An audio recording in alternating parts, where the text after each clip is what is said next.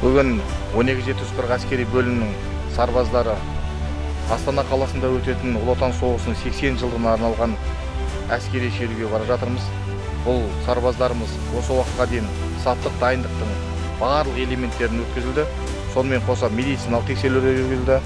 Бұл айта кететініміз Қазақстанымыздағы және еліміздегі өте бір маңызды іс-әрекеттердің бірі, сарбаздардың тарихында қалатын іс.